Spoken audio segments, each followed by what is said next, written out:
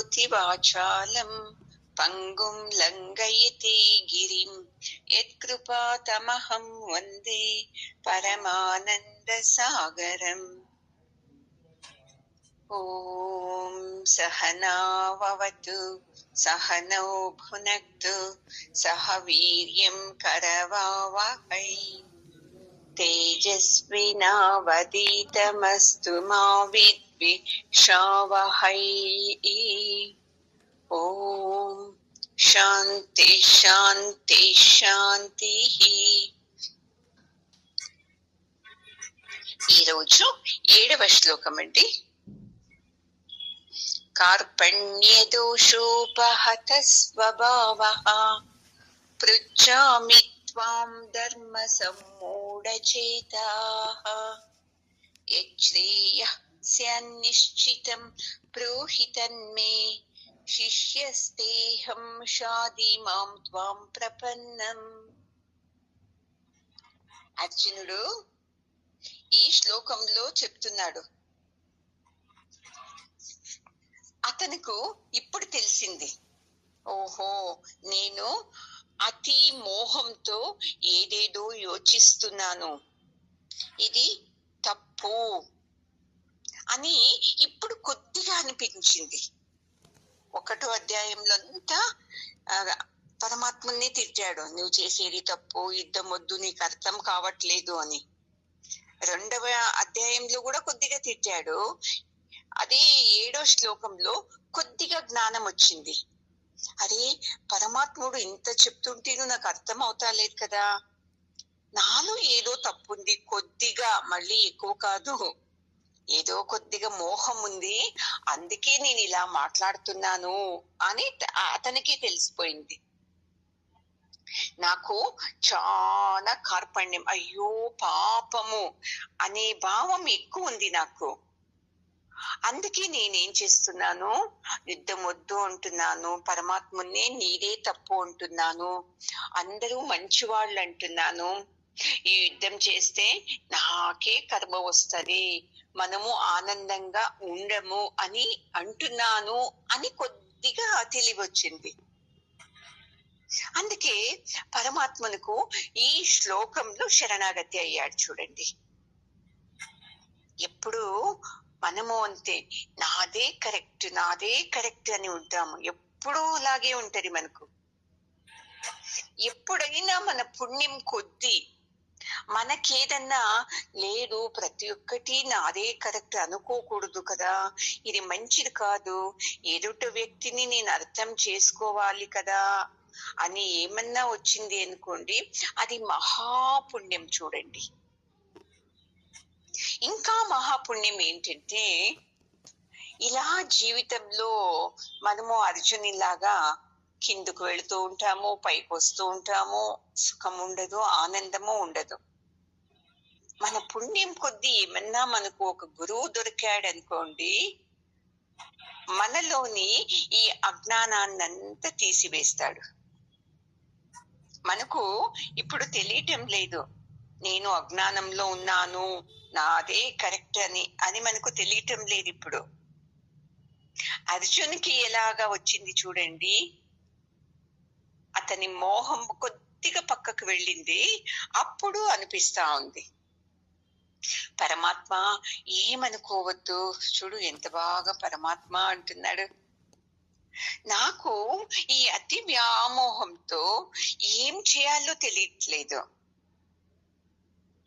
నేను యుద్ధం చేయాలో తెలీదు, చేయకూడదో తెలీదు, నా కర్తవ్యం ఏంటి అని కూడా నాకు తెలుస్తలేదు, చాలా కన్ఫ్యూజ్ లో ఉన్నాను పరమాత్మ, నాకు బుద్ధి భ్రమణ అయిపోయింది, ఏది యోచించడానికి అవటం లేదు, సంపూర్ణంగా నేను ఏం చేస్తున్నాను, నా బుద్ధిని మర్చిపోయేశాను నేను. ఈ స్థితిలో నాకు నీవే దిక్కు, నీవు గురువు, నేను శిష్యుడు. చూడండి, అహంకారం తగ్గితే ఎప్పుడు వస్తుంది, మీరే గురువు నేనే శిష్యుడు అని వస్తుంది. మీరు గురువు నేను శిష్యుణ్ణి, పరమాత్మ ఇప్పుడు చెప్పండి నాకు ఏది మంచిది, ఏం చేయాలి నేను అని మీరు దయచేసి నాకు చెబితే నేను చాలా సంతోషిస్తాను. ఎందుకంటే ఇంతవరకు నేనే మాట్లాడాను. అలా కాదు, ఇలా ఏం కృష్ణ నీకు తెలియటం లేదా? ఏం నీవు గురువుని చంపావా? నన్ను గురువుని చంపు అంటున్నావే, యుద్ధం చేయి అంటున్నావే, మా బంధువుల మీద యుద్ధం చేయంటున్నావే అని ఏదేదో వాగాడు కదా. ఇప్పుడు కొద్దిగా పశ్చాత్తాపం వచ్చింది.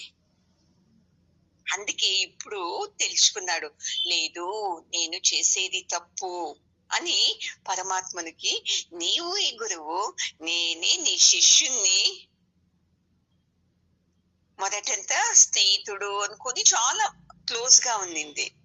అలాగే ఊహించుకున్నాడు, ఇతనికి ఏం తెలుసు, నా స్నేహితుడు కదా అని. ఇప్పుడు యుద్ధ రంగంలో లేదు నాకు ఎవ్వరు బుద్ధి చెప్పరు, సరిగ్గా ఎలా వెళ్ళాలి అని కూడా చెప్పరు, కృష్ణ పరమాత్ముడు ఒక్కడే నాకు చెబుతాడు అని బాగా అర్థమైంది. అందుకే అతను శరణాగతి అయ్యాడు. నేను నీ శిష్యుణ్ణి, మీరు నా గురువు, నేను మీరు చెప్పినట్టే వింటాను అని. అది అర్జునునికి మహాపుణ్యంతో తన అజ్ఞానం గురించి తెలిసింది. అలా వెంటనే శరణాగతి అయ్యాడు. నీవే గురువు, నేను నీ శిష్యునిగా ఉన్నాను అని. అయితే మనకు అహంకారం ఎక్కువ అవుతుంది సత్సంగం వింటూ వింటూ. నేను చాలా సత్సంగం విన్నాను, ఎన్ని సంవత్సరాల నుండి వీళ్ళ దగ్గరే ఉన్నాను, నేను వీళ్ళు చెప్పేది విన్నట్టు, నాకు తోచింది నేను చెప్తాను. చాలా అహంకారం, తనకు తెలిసిందే కరెక్ట్. క్లాస్ లో ఎంత చెప్పినానో వాళ్ళు కిందికి రారు, ఫిక్స్ అయిపోయినారు, మాదే కరెక్ట్, మీరు ఎంతన్నా చెప్పండి, ఎంతన్నా కొట్టుకోండి, మేము మాత్రము వినము. మరి ఎందుకు వస్తున్నాం సత్సంగానికి? బాగుంటది ఈ సంఘం, చెడ్డవాళ్ళు ఎవరు ఉండరు, అందరూ మంచి దారి వైపే వెళతారు, మళ్ళీ టైం పాస్ బాగవుతుంది, అక్కడకు ఇక్కడకు వెళుతూ ఉండొచ్చు సత్సంగాలకు, ఇంతకన్నా కావాలా అని వస్తాడు తప్ప నేను చేంజ్ కావాలి, నా నిజమైన గుణాన్ని వదులుకోవాలి అని మాత్రం అనుకోరు. మళ్ళీ తమ చెడ్డ గుణాలనే చాలా విశేషంగా పొగుడుకుంటూ చెప్తారు. నాకు చాలా కోపము, నాకు ఒక మాట అంటే సహించను, నాకు నిద్ర ఎక్కువ, నేను పని తక్కువ చేస్తాను, నేను సత్సంగం వింటూనే పడుకొనిస్తాను. చూడండి ఎంత దురహంకారము. ఒక గురువుతో ఎలా మాట్లాడాలి? అది రానే రాదు. ఎందుకంటే మన ప్రారంధం ఇంకా అంత బలంగా ఉంది. అయితే అర్జునుని ప్రారంధం అతని పుణ్యం కొద్దీ తీరిపోయి ఇప్పుడు శరణాగతి అయ్యాడు. అందుకే మనము అంతే, ఈ సంసారాలు, ఈ ఐహిక సుఖాలు, ఈ సమస్యల్లోనే ఉండిపోకూడదు. ఎప్పుడు మనము వెంటనే వేడుకోవాలి పరమాత్మని, నాకు ఒక గురువుని ప్రసాదించు అని. గురువు తప్ప ఎవ్వరూ మన అజ్ఞానాన్ని, అహంకారాన్ని తీయరు. చూడండి.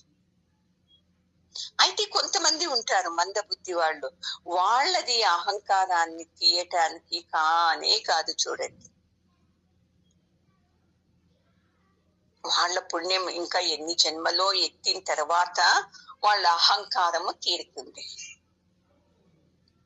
వాళ్ళకు గురువుతో ఎలా మాట్లాడాలి అనేది ఇంతవరకు తెలియదు. కొంతమంది ఉంటారు, తమ బుద్ధి కొద్దినే మాట్లాడేస్తారు. మేము ఇలాగే మాట్లాడేది, మా స్వభావమే ఇలాగా అని చెప్పేస్తారు.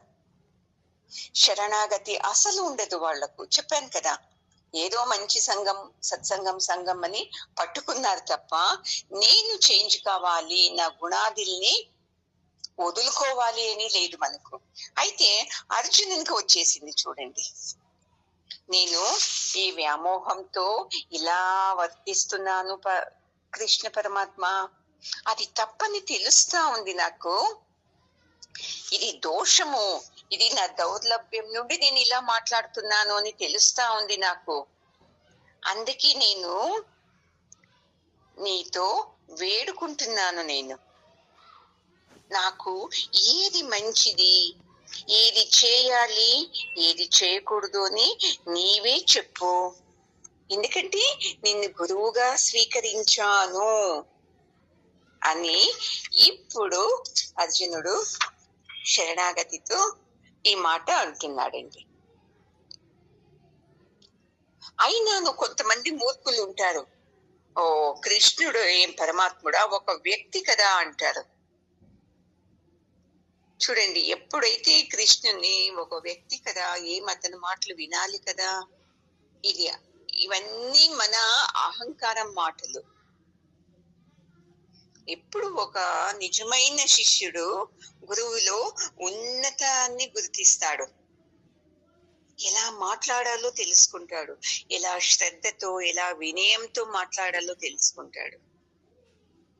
అందుకే ఈ శ్లోకంలో అత్యంత వినయంతో వేడుకుంటున్నాడు. ఒక అధ్యాయమే 47 శ్లోకాలు, ఈ అధ్యాయంలో 6 శ్లోకాలు. అంతలోనే అర్జునునికి తెలివచ్చేసింది, నాది తప్పు, నేను వినాలి అని. మనకు ఎన్ని జన్మల నుండి వింటున్నామో సత్సంగం, వద్దులేండి ఈ జన్మలోనే ఎన్ని సంవత్సరాల నుండి వింటున్నాము. అయినాను నాకు మాత్రము ఇంత కూడా ఎలా మాట్లాడాలి గురువుతో అని తెలీదు, గురువు ముందు ఎలా వర్తించాలి అని తెలీదు. నా అహంకారం ఎలా వెడుతుందో అలాగే మాట్లాడుతుంటాము. అందుకే పరమాత్ముడు ఇలా వేడుకున్న వెంటనే కృతజ్ఞత వచ్చింది. అయ్యో, ఎంత ఇదిగా వేడుకుంటున్నాడు కదా అని. అది రావాలి చూడండి గురువులో, శిష్యుల్ని చూసి. అప్పా, ఇలాంటి శిష్యులే మాకు వద్దు అనుకోకూడదు గురువు ఎప్పుడు. అలాగా మనము వర్తించాలి గురువు ముందు. సంసారంవి ఏది చెప్పాలో అది చెప్పాలి, అన్నీ చెప్పటం కాదు. ఎందుకంటే మనకు జ్ఞానం ఉంది కదా, ఆ జ్ఞానంతో సమస్యల్ని మనమే పరిష్కరించుకోవాలి. చిన్న చిన్న విషయాలన్నీ చెప్పకూడదు. ఎందుకంటే మీకు శక్తి వచ్చింది కదా, జ్ఞానం ఉంది కదా, వాటితో పరిష్కరించుకోవాలి. ఏది సమస్యగా ఉందో దాన్ని మాత్రం చెప్పాలి. అది చెప్పటము ఎలాగా, క్లుప్తంగా సంక్షిప్తంగా కొద్ది సమయంలోనే చెప్పేయాలి, అంతే తప్ప వేరే వాళ్ళతో చెప్పేటట్టు నిదానంగా వివరించి దీర్ఘించి చెప్పకూడదు. ఎందుకంటే గురువు సమయము చాలా ముఖ్యము. ఆ సమయాన్ని మనమును అలాగే వినియోగించుకోవాలి. లేదు అంటే మన మూర్ఖత్వంతో మనము ఎలాగో ఊహించుకొని ఇక్కడే పడిపోతాము. గురువుతో అడగము మా అజ్ఞానాన్ని తీయండి అని. ఎందుకంటే నేను జ్ఞానంతో ఉన్నాను అనే భావం మనకి ఎక్కువ ఉంది, నాకు అన్నీ తెలుసు అని ఎక్కువ భావం ఉన్నందున మనము అడగము గురువుతో, నాకు జ్ఞానం ప్రసాదించండి, నా అజ్ఞానాన్ని తీయండి అని. అయితే అర్జునునికి తెలిసిపోయింది నేను అజ్ఞానంతో ఉన్నాను అని. అందుకే వేడుకుంటూ చెప్పాడు, నా అజ్ఞానాన్ని తీసేయి, నాకు ఏది మంచో చెప్పు, నేను నీకు శిష్యుడు అయ్యాను అని. చూస్తాము నెక్స్ట్ శ్లోకంలో ఏం చెప్తారో అని. నహి ప్రపశ్యామి మమాపనుద్యాత్ యచ్చోకముచ్చూషణమింద్రియాణాం అవాప్య భూమావసపత్నమృద్ధం రాజ్యం సురాణామపి చాధిపత్యం. నా ఇంద్రియాలంతా చాలా దుఃఖిస్తుంది. ఈ దుఃఖం ఏం చేస్తుంది, నా ఇంద్రియాల్ని చాలా వీక్ చేస్తుంది. నాకు ఏది మార్గమే కనపడతలేదు. నా దుఃఖాన్ని ఎలా తగ్గించుకోవాలి అని పరమాత్మ ఇప్పుడు ఇంత పెద్ద రాజ్యాన్ని గెలుచుకున్నాను, మళ్ళీ స్వర్గంలో ఉన్న దేవతల ఆశీర్వాదం నాకు దొరికినా కూడా ఈ దుఃఖం మాత్రము నన్ను విడిచి వెళ్ళేటట్టు లేదు కృష్ణ. నా దుఃఖాన్ని నేను వదిలించుకోవటానికి కావటం లేదు. అలా ఇంద్రియాలు వ్యామోహంతో మోసుకుని వెళ్ళింది కదా. ఈ దుఃఖాన్ని ఎంత బాగా చెప్తున్నాడు చూడండి. ఈ యుద్ధంలో ఈ భూమి గెలిచినా నా దుఃఖం తక్కువ కాదు, దేవతలందరూ నన్ను ఆశీర్వదించిన నాకు దుఃఖం తక్కువే కాదు. ఏం చేయాలి? నా దుఃఖాన్ని ఎలా నేను పోగొట్టుకోవటం? మా వాళ్ళే అనే దుఃఖం ఉంది కదా, వ్యామోహం అనే దుఃఖం ఉంది కదా, ఇవి ఎలా వెళుతుంది నాకు?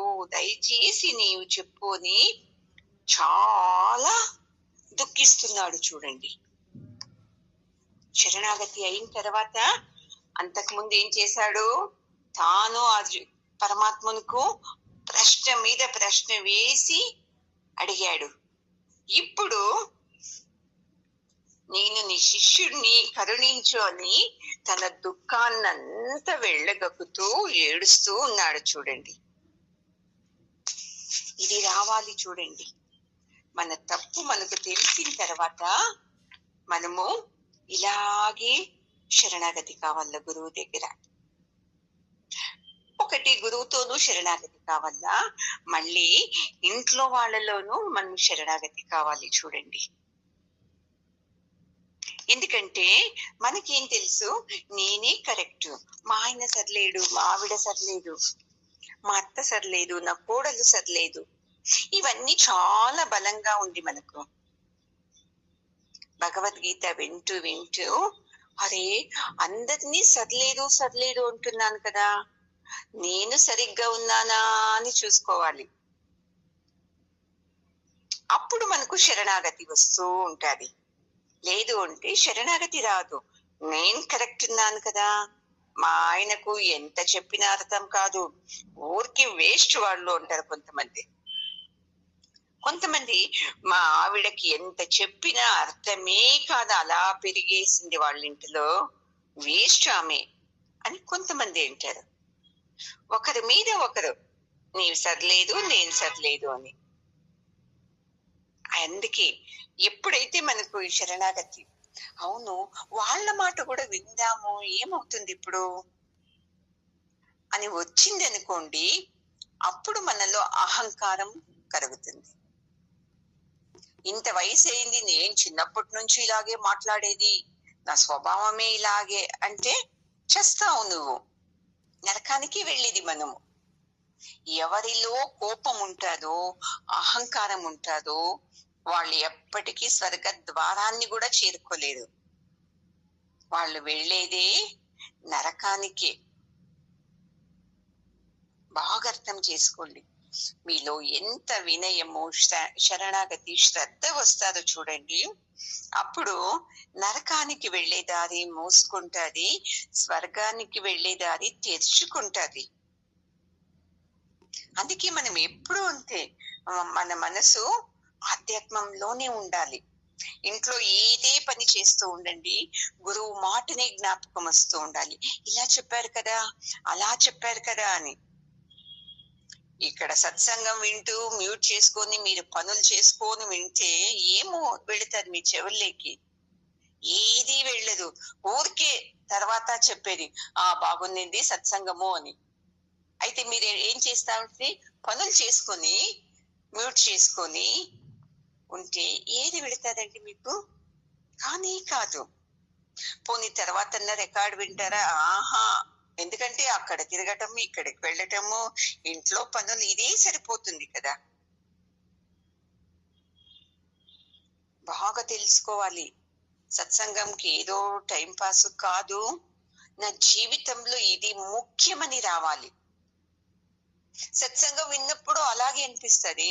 సత్సంగం అయిన తర్వాత నా కొడుకులే ముఖ్యము, నా సంసారమే ముఖ్యము, నా భార్యనే ముఖ్యము, నా భర్తనే ముఖ్యమని వచ్చేస్తుంది. ఒక తూరి చూడండి, జనక మహారాజుని శుక మహర్షి అడుగుతారంట.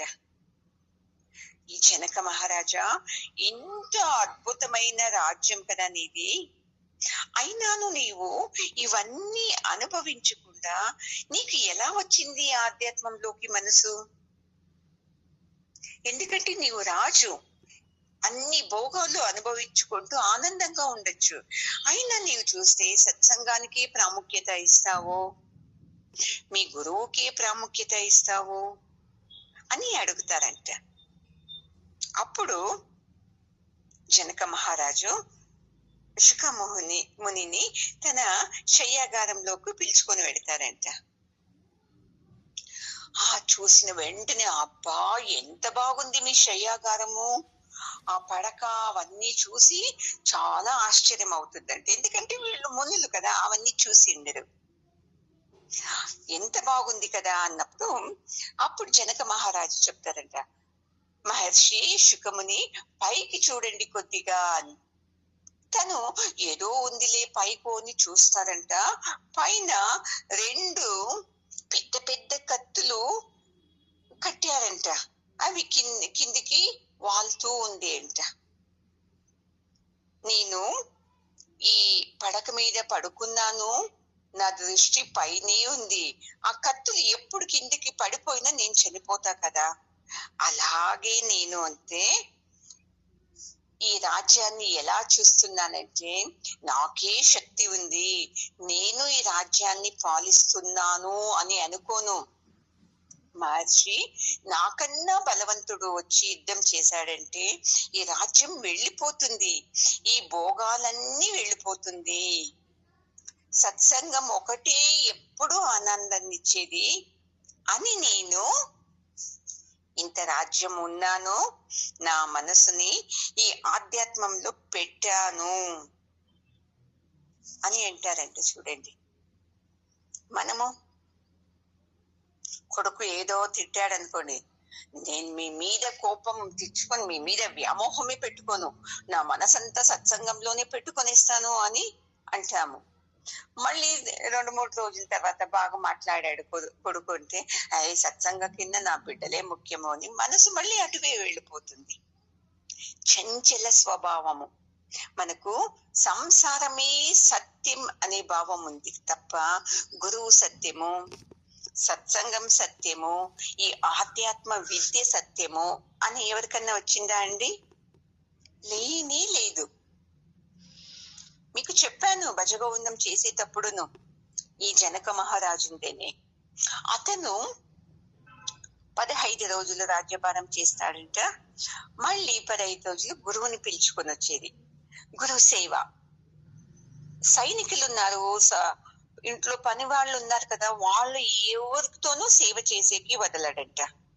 తనే గురువుకు నీళ్లు కాగపెట్టి, ఒళ్ళు తుడిచి, స్నానం చేపించి, బట్టలు వేసి, కాళ్ళు ఒత్తుతూ, అన్నం పెట్టి ప్రతి ఒక్క సేవను చేస్తారంట. చూడండి, అన్ని రోజులును రాజ్యభారం వైపు వెళ్ళరంట. అప్పుడు గురు సేవ చేసేది, గురువుతో సత్సంగం వినటం.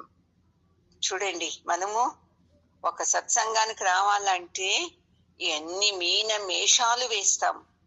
నేను ఇంత దూరం ఉన్నాను, నేను ఎలా వచ్చేకవుతుంది, పిల్లలున్నారు, సంసారం బాధ్యతలుంది, ఎన్ని చెబుతాము. అలా సత్సంగం వింటూ ఉన్నాడంట.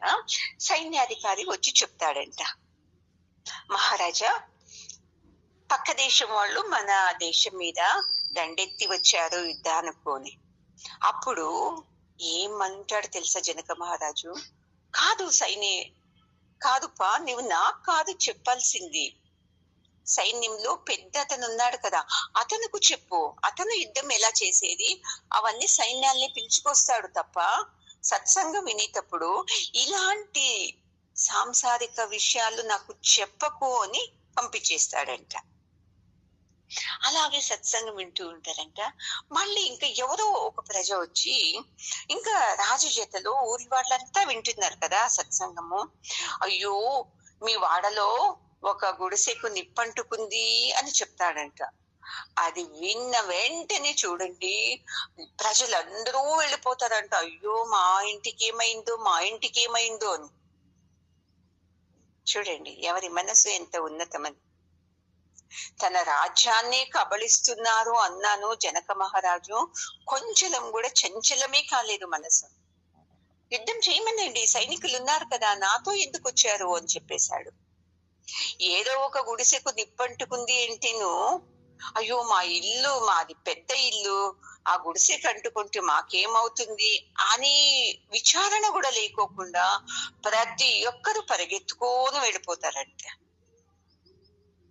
ఇంత సత్సంగం విన్నవాడ మనసు ఎక్కడుంది? లౌకికం మీదనే ఉంది. అలాంటి జనక మహారాజులాగా మనము మన మనసుని ఎప్పుడు సత్సంగం, సత్యము అనేది పెట్టుకుంటామో చూడండి, అప్పుడే మనకు మనసు సమాధానం అవ్వేది. లేదు అంటే కానే కాదు. చూడండి అది అర్జునునికి తెలిసిపోయింది. ఇప్పుడు ఎంత బాగా చెప్తున్నాడు చూడు, నా దుఃఖము ఇలా ఈ పెద్ద హస్తినావతిని గెలిచినా తగ్గదు, స్వర్గం నుండి అందరూ దేవతలు నన్ను ఆశీర్వదించినా తగ్గదు, నీవే నన్ను కాపాడు. ఏం చేయాలి నేను? ఏం చేస్తే మంచిది నేను? చెప్పు కృష్ణ అని అడుగుతున్నాడు. చూడండి ఇప్పుడు అంతే. చూడండి మీకు ఎలాంటి సమస్యకైనా పరిష్కారం దొరికేది గురువు దగ్గరే తప్ప మీ ఇంట్లో వాళ్ళ నుండి కాదండి. ఇంట్లో వాళ్ళు మీ సమస్యలకు అక్కడ చిన్న చిన్నగా పరిష్కారం చూపిస్తారు తప్ప గురువులాగా చాలా విస్తారంగా పరిష్కారం చూపించేది చూడండి. మనకు చిన్న చిన్న సమస్యల పరిష్కారంతో మనం ఏం చేస్తున్నాము, సంసారం సత్యము, నా భర్త సత్యము, నా భార్య సత్యము అని మనము అక్కడే ఉన్నాం చూడండి, తప్ప ఇటువైపు రావటమే లేదు మనకు. నాకు తెలిసిపోయింది అర్జున, ఈ ఇంద్రియ సుఖాలు సత్యం కాదు, రాజ్యం సుఖము సత్యం కాదు, దేవలోకంలోని దేవతల సుఖం అది కూడా సత్యం కాదు. ఎంత బాగా అర్థమైపోయింది చూడండి. నాకు ఏది శ్రేయస్సు అది చెప్పు. అతను మహాపుణ్యం ఉంది, ధర్మవంతుడు. అందుకే ఈ సమయంలో అతనుకు జ్ఞానం వచ్చింది. నేను గురువులాగా స్వీకరించాలి పరమాత్ముని, అతన్ని ఏదో నా రథం తోలేవాడు అనుకోరాదు నేను అని తెలిసినందుకే అతను ఇలా వేడుకుంటున్నాడు. మనము ఏమి గురువుతో అడిగేది? వాళ్ళు తిడతారు, వాళ్ళు ఏదో రకంగా చెప్తారు. చూడమన్నా మేము ఎక్కడో వెళతాము అంటే వెళ్ళమన్నారు, ఈ రోజు చూస్తే వెళ్ళకండి అన్నారు, ఆ గురువే సర్లేదు అని వచ్చేస్తది మనకైతే. ఎప్పుడు గురువుని అర్థం చేసుకోవాలంటే ఎన్ని జన్మలు ఎత్తాలో మనము. వాళ్ళు ఒక క్షణం ఒక మాట మాట్లాడతారు, ఇంకో క్షణం ఇంకొక మాట మాట్లాడతారు. ఎందుకు తెలుసా? వాళ్ళకు తెలిసిపోతుంది ఏ సందర్భంలో ఏం చెప్పాలి నేను అని. చూడండి మేము ప్రయాగరాజ్ వెళ్ళేకి కుంభమేళానికి, అక్కడ గలాటలు, అక్కడ అంతమంది 35 మంది చనిపోయింది, అవన్నీ చూసిన వెంటనే మెసేజ్ చేసేస్తే గురూజీ వెళ్ళటానికి వద్దు అని. లేదు గురూజీ భయపడతారు అంటే, సరే ఎవరెవరు వస్తారో వాళ్ళు మేము వస్తాము, మాకు అభ్యంతరం లేదు, మా ఇంట్లో ఏమి అనరు అనేది పర్మిషన్ తీసుకుని ఆ వాయిస్ రికార్డ్ అన్ని నాకు పంపించు అన్నారు. అందరూ చెప్పారు లేదు మేము వస్తాము, ఏం పర్లేదు, ఒకవేళ అక్కడ రష్ ఉండి ఏమన్నా అయితే వెళ్ళేది ఏమొద్దు, అలాగే వెళ్ళిపోతాము అని అందరి ఎంతమంది వస్తున్నారో అంతమందిను వాళ్ళు వాయిస్ రికార్డ్ తీసుకున్నారు చూడండి. ఎందుకంటే రేపు పొద్దున ఏదో అవుతుంది అనుకోండి, ఇంట్లో వాళ్ళందరూ ఎవరిని అడుగుతారు? నన్ను అడుగుతారు, నన్ను అడుగుతారు. అందుకే గురువు నన్ను ఇలా ఇప్పించుకొని వాళ్ళని రెడీ చెయ్యి అని చెప్పారు. అక్కడ వెళ్ళిన తర్వాత గలాట లేదు, వెళ్ళాము, ఏమీ కాలేదు. ఒకవేళ ఏమన్నా అయితేను మీ బంధువులందరూ వచ్చి ఎవరిని అడుగుతారు? నన్నే అడుగుతారు. నువ్వేం చెప్తావు అప్పుడు? కాదు, ఏం లే, వాళ్ళ మాటకంతా విని దుఃఖిస్తావు. అప్పుడు చెప్పచ్చు వాళ్ళకు, చూడండి మీ వాళ్ళే చెప్పారు అని. ఇలా అర్థం చేసుకోవాలి గురువుని. ఏదేదో మనకు తోచినట్టు అర్థం చేసుకునేది కాదు. అక్కడ వెళ్ళాము, గలాట ఏదీ లేకుండే ఆనందంగా స్నానం చేసుకుని మళ్ళీ వచ్చాము. ఇది గురువు అంటే చూడండి. మీకు తోచినట్టు ఏదేదో ఊహించుకునేది కాదు గురువు అంటే. నేను అజ్ఞానంలో ఉన్నాను, అహంకారంలో ఉన్నాను, అందుకే గురువుని నేను తిట్టుకుంటున్నాను, నా కర్మల్ని నేను ఇంకా ఎక్కువ చేసుకుంటున్నాను అని మీకు తెలిసింది అనుకోండి, మహాపుణ్యము. తెలీదా నేనే కరెక్ట్ అని ఉన్నారనుకోండి, ఇంకేం చెప్పటానికి కాదండి. 9వ శ్లోకం. సంజయ ఉవాచ ఏవముక్త్వా తతో రాజన్. మీ బుక్ లో ఏమైంది ఉందండి? నా బుక్ లో వేరే ఉంది.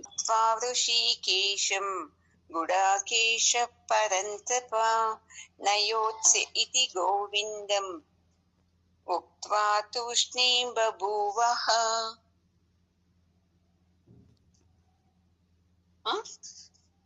అప్పుడు సంజయుడు చెప్తున్నాడు, అర్జున ఇలా యుద్ధం చేయను, నాకు ఏది శ్రేయస్సు ఏది మంచిదో చెప్పు కృష్ణ అని వేడుకుంటున్నాడు కృష్ణునితో అని. ఎంతమంది సైనికుల్ని చంపేవాడు అర్జునుడు. అలాంటి అర్జునుడు ఇలా గోవింద నేను యుద్ధం చేయను అని చెప్పి మౌనంగా వేడుకుంటున్నాడు పరమాత్ముని అని సంజయుడు చెప్తాడు. ఈ మాట విని ధృతరాష్ట్రునికి సంతోషమైపోతుంది. నేను యుద్ధం చేయను, నీవు ఏది చెప్తే అలాగే చేస్తాను కృష్ణ, నాకేమీ అర్థం అవటం లేదు అని చాలా వేడుకుంటున్నాడు, చాలా దుఃఖంతో వేడుకుంటున్నాడు అని సంజయుడు చెప్పిన వెంటనే ధృతరాష్ట్రుని ఏం బుద్ధి, చెడ్డ బుద్ధి. ఓహో, అలాగైతే యుద్ధం చేయకోకుండా ఏం చేస్తారు వాళ్ళు? మొదటిలాగే వనవాసానికి వెళ్ళి భిక్షం వేడుకుంటూ భిక్షం కావాలి అని వెళతారు. అప్పుడు ఈ రాజ్యము నా కొడుకులకే వస్తుంది అని అతనుకు సంతోషం చూడండి. మళ్ళీ ఏమంటాడంటే పరంతప అంటాడు కదా, గుడాకేశ పరంతప అని సంజయుడు. మళ్ళీ తక్షణము ధృతరాష్ట్రునికి ఇంకొక యోచన వచ్చేస్తుంది. ఇప్పుడు చూస్తే సంజయుడు ఏమన్నాడు? పరంతప అన్నాడు.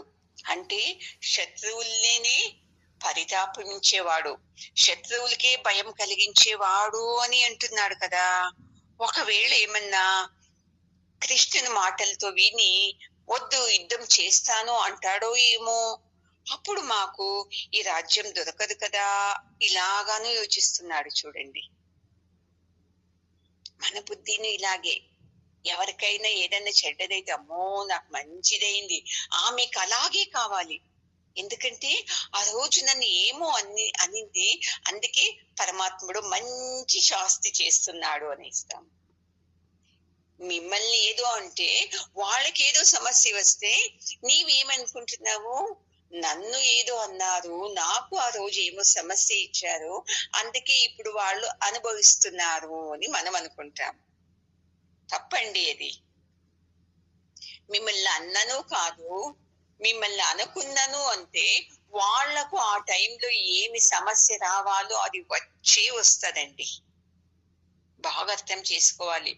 నిన్ను అన్నందుకే వాళ్ళకు సమస్య వచ్చింది కాదు, నిన్ను అనుకున్నాను వాళ్ళకు సమస్య వస్తుంది.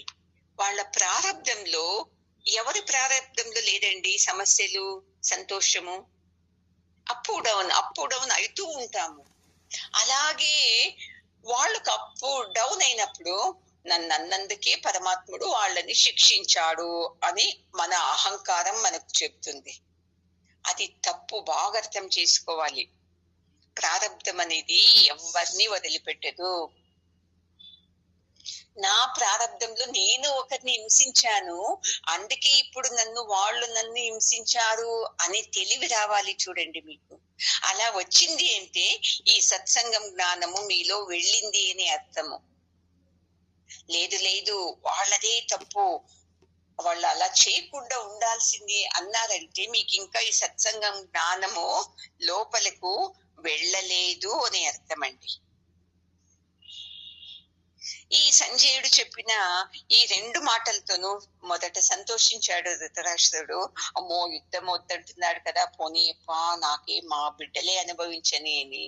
మళ్ళీ పరంతప అన్నాడు కదా, ఒకవేళ ఏమన్నా కృష్ణుడు ఇతనుకు బాగా బుద్ధి చెప్పి, నీలో శక్తి చాలా ఉంది, నీవు సైనికుల్ని ఎంత బాధ పెట్టావు, అలా శక్తి ఉంది అని ఏమన్నా చెప్పి మళ్ళీ యుద్ధానికి పంపిస్తే ఎలాగా అని అదేనో యోచిస్తూ ఉన్నాడు. చూడండి,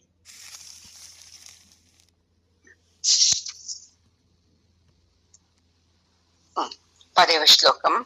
తమువాచ ఋషికేశః ప్రహసన్నివ భారత సేనయోరుభయోర్మధ్యే విషీదంతమిదం వచః. సంజయుడు చెప్తున్నాడు, ధృతరాష్ట్ర, ఇప్పుడు 2 సైన్యాల నడుమ ఇలా విషాదంగా ఉన్న అర్జునుని గురించి పరమాత్ముడు ఇప్పుడు చెప్తున్నాడు ఇలాగా అని చెప్తాడు. చూడండి, ఇక్కడ కృష్ణ పరమాత్ముడు అంటే అర్జునుడు అంతే, ఇద్దరు స్నేహితులు ఉన్నట్లే. అయితే ఇప్పుడు ఆ స్నేహితులు సరి సమానం ఇద్దరు ఉన్నింది ఇన్ని రోజుల వరకు. దాంట్లో ఇప్పుడు అర్జునుడు ఏమైతున్నాడు, నేను నీ శిష్యుడు అని చెప్పేస్తున్నాడు. స్నేహితుడు, ఇన్ని రోజులు ఉన్న స్నేహితుడు ఇప్పుడు శిష్యుడు అని చెప్తుంటే కృష్ణుడు నవ్వుతా ఉన్నాడంట. ఇంతవరకు ఏమన్నాడు, 1వ అధ్యాయంలో అంతా, నీకు తెలీదు, యుద్ధం చేసే తప్పు, నా మాట విను, నీవు ఎందుకు నా మాట వినటం లేదు అని తిట్టాడు కదా. ఇప్పుడు చూసి కొద్దిసేపు అయిన తర్వాత, నేను శిష్యుడు, నీవు గురువు, నీవేం చెప్పినా నేను వింటాను అని అంటున్నాడు. అందుకే కృష్ణుడు నవ్వుకుంటూ ఉన్నాడంట. చూడు, దుఃఖంలో ఏదేదో మాట్లాడాడు, తను ఏం మాట్లాడాడో తనకే తెలీదు. మనము అంటాం కదా, అయ్యో కోపంలో ఏదో ఒక మాట అన్నాను, నాకే తెలీదు, దాన్ని పట్టించుకోనేసేస్తాము. అదే ఎదుటి వ్యక్తి ఏదో కోపంలో అన్నారంటే అలాగే మనము పట్టించుకోకుండా ఉంటామా? అమ్మో, ఎన్ని సంవత్సరాల వరకు అదే మాటని పట్టుకొని, నీవు అప్పుడు ఇలా అన్నావు, అప్పుడు నీవి ఇలా అన్నావు అంటాము. మనమును ఏ కోపంలో ఏదో అన్నారు, ఉన్నీలే అని వదిలేస్తామా? ఎప్పుడు అంతే అండి. బుద్ధివాదం చెప్పేది ఎదుటి వ్యక్తికి, కానీ మనకు మనము బుద్ధి చెప్పుకోము ఎప్పుడు. మనము ఆ అజ్ఞానాన్ని ఈ భగవద్గీత తీసేస్తుందండి. అప్పుడు మనకు ఇంతవరకు మనకు ఎదుట వ్యక్తిలో, వాళ్లలో, వీళ్ళలోనే తప్పులు కనబడుతూ ఉండేది. భగవద్గీత వింటూ వింటూ మనలోనే తప్పులు మనకు కనపడతారండి. అప్పుడు మనలో తప్పులు మనకు కనబడింది అనుకోండి, మనము చేంజ్ అయ్యేకి సాధ్యం ఉంది. కనబడినాను ఉండని లేని వదిలేసేమంటే మనము ఎప్పుడుకు చేంజ్ కామండి. ఈ భగవద్గీతలో చెప్పేది మనం అనుకుంటున్నాము, అర్జునునికి చెప్తున్నాడు, కృష్ణుడు ఉన్నాడు. కాదండి, ఇవన్నీ అందరి గురించి చెప్పేది, ఒక్కరికనే కాదు, ప్రతి మనుషులకు ఈ మాటలన్నీ వర్తిస్తుంది. వాళ్ళు ఎవరే కావచ్చు, స్నేహితులే కావచ్చు, శత్రువులే కావచ్చు, ఎవరెవరు వింటారో అందరికీ వర్తిస్తుంది. అది విన్న తర్వాత మనలో చేంజ్ అనేది ఉంది చూడండి, అది చాలా మహత్తరమైనది. అందుకే ఇప్పుడు పరమాత్ముడు మాట్లాడతాడు. అర్జునుడు ఇంత చెప్పాడు కదా, నేను నీ శిష్యుణ్ణి, నన్ను స్వీకరించు, నీవు నా గురువు అని. చూద్దాము నెక్స్ట్ శ్లోకంలో పరమాత్ముడు ఏం చెబుతాడు అని. ఓం పూర్ణమదః పూర్ణమిదం పూర్ణాత్ పూర్ణముదచ్యతే పూర్ణస్య పూర్ణమాదాయ పూర్ణమేవావశిష్యతే. ఓం శాంతి.